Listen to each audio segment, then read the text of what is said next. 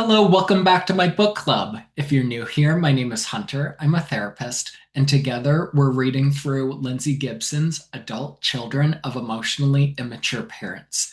Today, we're going through Chapter 2, Recognizing the Emotionally Immature Parent. I actually have the first sentence highlighted. It can be hard to look at your parents objectively because it might feel like you're betraying them, but that isn't the motive here. As you'll see, much of their immature, hurtful behavior is unintentional. Most emotionally immature parents have no awareness of how they've affected their children. Lindsay Gibson hopes that any new insights about your parent you gain from reading this book will have the result of radically increasing your own self awareness and emotional freedom. Once you understand these deeper traits and learn what to expect, you're far less likely to be caught unaware by their limitations. Keep in mind that your thoughts about your parents are private. The goal for you is to gain self-confidence. Speaking of awareness, the next thing in the book is an exercise assessing your parents' emotional immaturity. I'll include a link down below to a printable PDF where you can print this out and try it for yourself. In the meantime, I want to talk about some things that I highlighted because they're foreshadowing things that Gibson touches on later in the chapter. My parent didn't express much empathy or emotional awareness. When I was growing up, my parent used me as a confidant, but wasn't a confidant for me. I didn't get much attention or sympathy from my parent, except maybe when I was sick. Conversations usually centered on my parents' interests. Facts and logic were no match for my parents' opinions. My parent tended to be a black and white thinker and unreceptive to new ideas. Here it says, since all of these items are potential signs, checking more than one suggests you may be dealing with an emotionally immature parent. Gibson pauses here to outline the difference between a pattern of emotional immaturity and a temporary emotional regression. She says, when a person has a personality pattern of emotional immaturity, certain behaviors show up repeatedly. Emotionally immature people don't step back and think about how their behavior impacts others. They seldom apologize or experience regret. Here we're going to define maturity so that we can contrast it with immaturity. Emotional maturity means a person is capable of thinking objectively while sustaining deep emotional connections with others. They can function independently and keep deep emotional attachments, smoothly incorporating both into their daily lives. They're direct without exploiting other people. They've differentiated from their original family to build a life of their own. They have a well-developed sense of self. Emotionally mature people are comfortable and honest about their own feelings. When there's a problem, they deal with others directly. Emotionally mature people cope with stress in a realistic, forward-thinking way. They know themselves well enough to admit their weaknesses.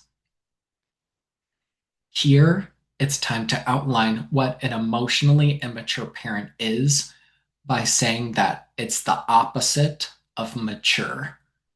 Gibson points out here that personality characteristics are all interconnected. People who display one are often prone to the others. Let's go through them. Emotionally immature parents are rigid and single-minded. They are either rigid or impulsive. They can become very defensive when people have other ideas. They have low stress tolerance. Their responses are reactive. They may deny, distort, or replace reality. They have trouble admitting mistakes. They do what feels best. And I want to pause here to point out a great little point. Gibson says, young children are ruled by feelings, whereas adults consider possible consequences. As we mature, we learn what feels good isn't always the best thing to do. Emotionally immature people don't think before they act. They have a feeling and then act on that feeling. They are subjective, not objective. How they are feeling is more important than what is actually happening. What is true doesn't matter nearly as much as what feels true. They have little respect for differences. Emotionally immature people are annoyed by other people's differing thoughts and opinions, believing everyone should see things their way. They are egocentric. Emotionally immature people are self preoccupied in an obsessed way, commanded by anxiety and insecurity. They live in a perpetual state of insecurity, fearing that they'll be exposed as bad, inadequate, or unlovable. Similarly, they are self preoccupied and self involved. Anxious self preoccupation is a quality all emotionally immature people share. Their self esteem rises or falls depending on how others react to them. A good difference here. They are self referential, not self reflective. It's about being the center of attention. As you talk to them, self referential people will turn whatever you say back on one of their own experiences. Even those who are more socially skilled might listen more politely, but you still won't keep their interest. They won't ask follow up questions or express curiosity about the details of your experience. Because they lack self reflection, emotionally immature people don't consider their role in a problem.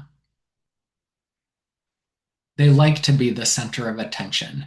In groups, the most emotionally immature person often dominates the group's time and energy.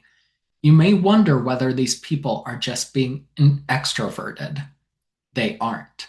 The difference is that most extroverts easily follow a change of topic because extroverts crave interaction, not just an audience. Here, emotionally immature parents promote role reversal. It's a hallmark of emotionally immature parenting. The parent relates to the child as if the child were the parent, expecting attentiveness and comfort from the child.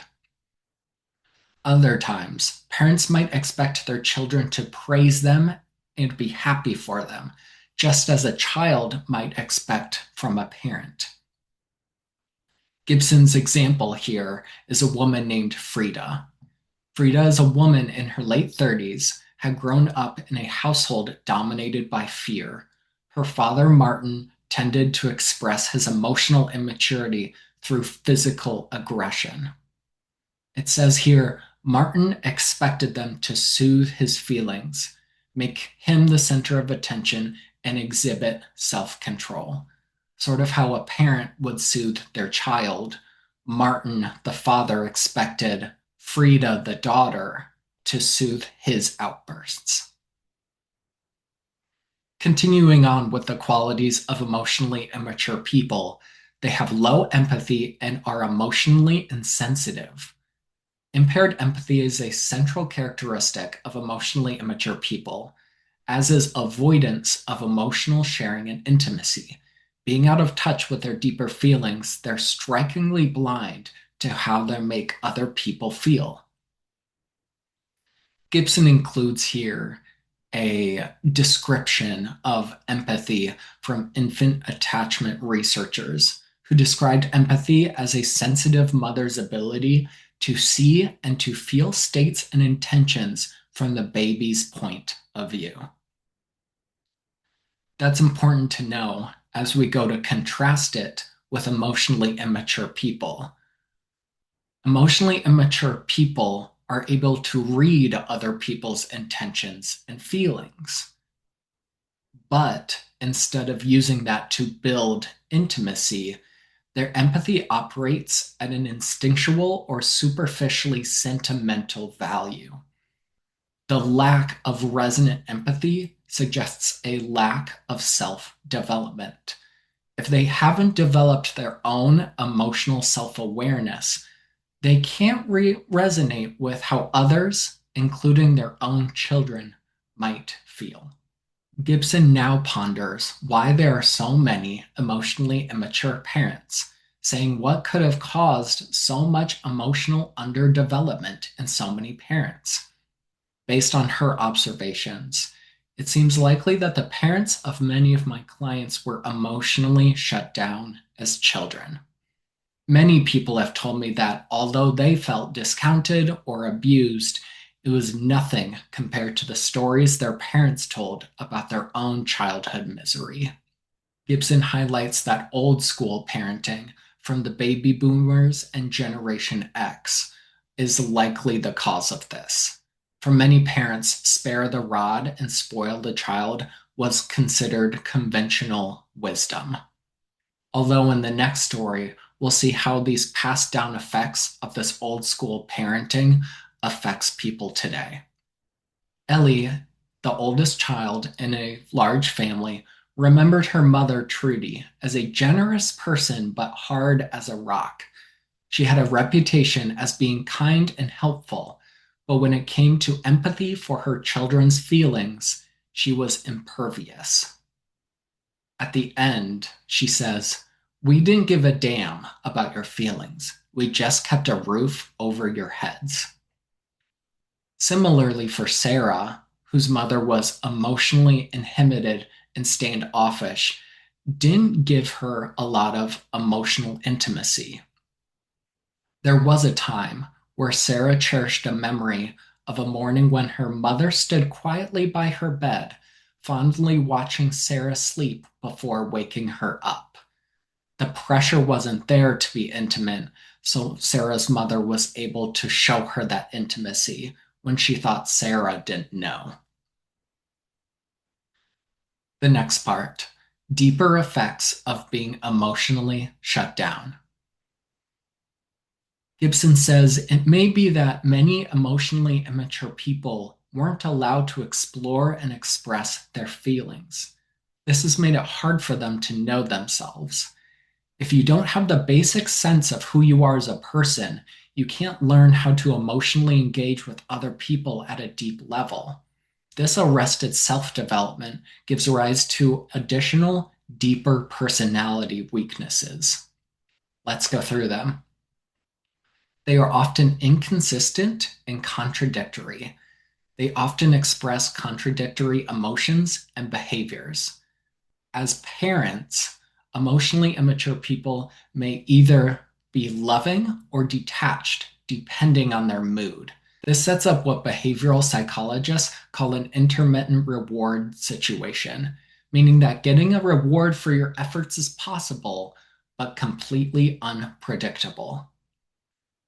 Growing up in an inconsistent parent is likely to undermine a child's sense of security, keeping the child on edge, as we see with Elizabeth's story. Elizabeth's mother was emotionally unpredictable and kept her guessing. I had to read her moods constantly. If she seemed negative, I would keep my distance. But if she was in a good mood, I could talk to her. As a child, Elizabeth often worried that she had caused her mother's negative mood changes. I must be flawed. Emotionally immature people develop strong defenses that take the place of self. This becomes a problem because when your parent is defensive, you aren't able to know the real them. Gibson points out that not realizing the magnitude of their parents' developmental limitations, many children of emotionally immature people think that there must be a genuine, fully developed person hiding inside the parent. But when people's defenses have become an integral part of their personality, it's enduring. People often wonder whether their parents can ever change. That depends on whether their parents are willing to self-reflect. Gibson says here, without such self-reflection, there's no way to change. Here's an example of the defensiveness that Gibson talked about. Hannah had always longed for a more intimate relationship with her stern, hardworking mother. As an adult, on one visit, she asked her mother to tell her something about herself that she never shared with Hannah before. Her mother then burst into tears. She had simultaneously terrified and overwhelmed her mother with this moment of intimacy. And at the end, it says, her mother simply couldn't deal with Hannah's attempt at emotional intimacy. In the next part, Gibson is describing emotional limitations. Despite being emotionally reactive, emotionally immature people have a paradoxical relationship with emotions. The sooner they can avoid their feelings or get over them, the better. They find the world of deep emotions deeply threatening. There are some qualities that I'd like to talk about. They fear emotions. As adults, these emotionally immature people have an automatic anxiety reaction when it comes to deep emotional connection. Most genuine emotion makes them feel exposed and extremely nervous. As parents, they pass down this fear of vulnerable emotions to their children. Many children of emotionally phobic parents develop the fear that if they start crying, they'll never stop, which arises because they were never allowed to find out that crying naturally stops on its own when allowed to its full expression. It's easy to see how children growing up under these conditions could become fearful of their own emotions. In fact, even positive feelings of joy and excitement can become associated with anxiety. Emotionally immature people focus on the physical instead of the emotional. Emotionally immature parents can do a good job of taking care of their children's physical and material needs, anything that is physical, tangible, or activity related. But when it comes to emotional matters, they can be oblivious. Many of my clients have good memories of being well taken care for when they were ill. This makes sense because caretaking during illness would allow a parent the justification to indulge a child with attention and affection. Emotionally immature people can be killjoys because of the fear of genuine emotion. In response to a child's exuberance or joy, they're likely to say something dismissive or skeptical to bring it down a notch. Something to note here, emotionally immature people have intense but shallow emotions. Instead of feeling things deeply, they react superficially. They may be easily moved to tears, or they may puff up in anger, but it's a fleeting reaction of the moment. Dramatic, but not deep. They don't experience fixed emotions. The ability to feel mixed emotions is a sign of maturity, actually, such as happiness with guilt or anger with love. The reactions of emotionally immature people tend to be black and white with no gray areas. This rules out ambivalence, dilemmas, and other emotionally complicated experiences. Here, Gibson goes from feelings into thoughts. In addition to emotional and behavioral differences, there are often intellectual differences between emotionally mature and immature people. They have difficulties with conceptual thinking. Intense emotions and anxiety that emotionally immature people experience can decrease their ability to think at a higher reflective level. Their intellectual objectivity is limited to topics that aren't emotionally arousing to them. This can be puzzling to their children, who experience two very different sides to their parents, sometimes intelligent and insightful, other times narrow-minded and impossible to reason with. This goes into the next part, proneness to literal thinking. If you listen to the conversations of emotionally immature people, you may notice how routine and literal their thinking is. They tend to talk about what happened or what they observed, not the world of feelings or ideas. Gibson shares an example of one man who found his mother's phone conversations draining and boring, saying she just reports the facts and never talks about anything other than, here's what happened lately. Last, they tend to intellectualize obsessively. Another cognitive sign of emotional immaturity is over intellectualizing. Their preoccupation with ideas distracts them from emotional intimacy. They're only comfortable if things stay on an in-person and intellectual level. I kind of think of this as they're really good thinkers, but not good feelers. So they're always going to be thinking and not feeling. Here we have the summary of the chapter.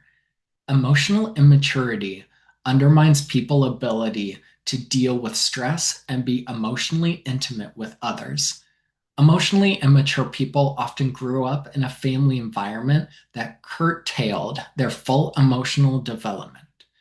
As a result, they have an oversimplified approach to life, rigid coping skills, a limited sense of self, and an inability to be sensitive to other people's needs. They have reactive emotions, lack of objectivity, and fear of emotional intimacy that can make close relationships difficult, especially when it comes to their children. In the next chapter, we'll take a look at what it feels to have a relationship with an emotionally immature parent.